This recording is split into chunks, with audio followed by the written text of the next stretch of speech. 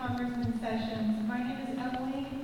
I am a former federal officer for the Department of Homeland Security. I spent 10 years as a TSO, federal screener, and the last year of my employment was spent as a behavioral detection officer. I was forced to leave my job with DHS because of CPS. And with that, I come to you with this. We have come to you this evening to discuss the matter of egregious, systemic, and terroristic abuse on the part of DFPS and its employees. As it sits, Texas is in the top 5 for the worst foster care and child welfare system in the country. According to an article in KXA in Austin by Avery Travis, over 237 children were sleeping for multiple days in state offices in March of this year, with DFPS claiming a capacity crisis.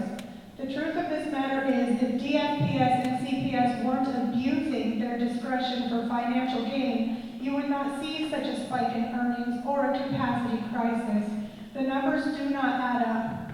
In our case, Congressman, our 6-year-old child told us on video how 2 big boys in the CPS's house, giving us their names, taught them things.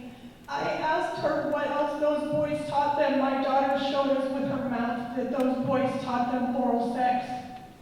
Let me reiterate to you, she is only 6 years old. No 6-year-old is going to remember such detail, location, name, if it didn't happen. We have this interaction on video and submitted it to the court as evidence. The judge who presided over our case ignored this evidence and terminated our rights based on hearsay. Many parents, including ourselves, submitted exculpatory evidence proving not just our innocence, but the collusion, corruption, coercion of minors, and perjury, only to hear the judge terminate our rights based on hearsay. She even said during our trial, this court accepts hearsay. Congressman Sessions, I am aware that you cannot send a criminal to jail based on hearsay, and you sure as hell cannot terminate a parent's rights based on hearsay.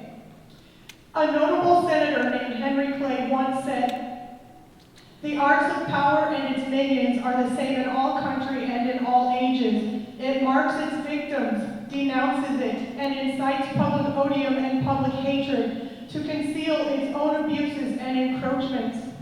Many of us for years have been focused on removing God from the Pledge of Allegiance, when we should be removing with liberty and justice for all, because our liberties are trampled daily and the justice system has completely failed the people. I have an oath of office here, and it says, I blank.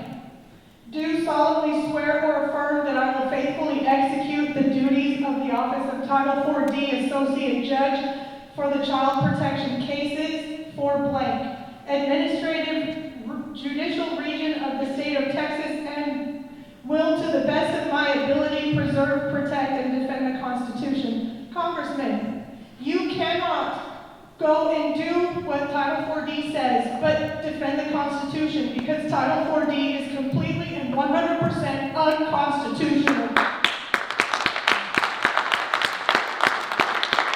Earlier, you had asked the people, how do we hold people accountable? I have an answer for you. Statewide audit and or investigation of all counties, civil family courts, court judges, and DFPS as a whole. Yes. They're going to keep up with their corruption, their incentivized kidnapping, and subject everybody's children, grandchildren, brothers and sisters, nieces and nephews to this incentivized kidnapping and child trafficking that all of our leaders know is happening to our children. I demand my children back. And it says in the Texas Children's Commission that a parent can demand their children back at any time when their rights have been wrongfully terminated. I demand my beloved, most wonderful and precious children who are my life, and I would die for them. I demand them back now, within 24